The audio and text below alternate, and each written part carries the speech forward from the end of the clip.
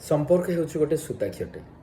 ପିଲାବେଳୁ ବାପା ମା ଏବଂ ଆମ ଗୁରୁଜନମାନେ ମଧ୍ୟ ଆମକୁ ଶିଖାଇ ଆସିଛନ୍ତି ସମ୍ପର୍କ ଗୋଟେ ସୂତାଖିଅଟେ, ତାକୁ ଛିଡ଼େଇବା ଉଚିତ ନୁହେଁ। ତାକୁ ଜଗି ରଖି ସମ୍ପର୍କକୁ ଆଗକୁ ବଢ଼ାଇବା ଉଚିତ। ତେବେ ସମ୍ପର୍କ ଆପଣମାନଙ୍କ ଭିତରେ ବି କାହା ସହିତ ଛିଡ଼ିଥିବ, ମୋର ମଧ୍ୟ ହେଇଛି, ସମସ୍ତଙ୍କର ବି ହେଇଥିବ। ତେବେ ସମ୍ପର୍କ ସମସ୍ତଙ୍କ ଭିତରେ ବି ଛିଡ଼ିପାରେ। ବାପା ମାଆଙ୍କ ଭିତରେ ହେଇପାରେ, ଭାଇ ଭାଇ ଭିତରେ ହେଇପାରେ, ଭାଇ ଭଉଣୀ ଭିତରେ ହେଇପାରେ ଏବଂ ବନ୍ଧୁବାନ୍ଧବଙ୍କ ଭିତରେ ହେଇପାରେ, ସ୍ୱାମୀ ସ୍ତ୍ରୀଙ୍କ ଭିତରେ ବି ହେଇପାରେ। ତେବେ ସେହି ସମ୍ପର୍କ ଗୁଡ଼ାକ ମୁଖ୍ୟତଃ ଗୋଟେ କାରଣ ଛିଡ଼ିଥାଏ, ତାହା ହେଉଛି ଭୁଲ ବୁଝାମଣା। ଗୁଡ଼ାଏ କାରଣ ଅଛି, ସବୁ କାରଣ ଆପଣମାନେ ଖୋଜିଲେ ପାଇପାରିବେ, ଆପଣମାନଙ୍କ ସହିତ ବି ଘଟିଥିବ।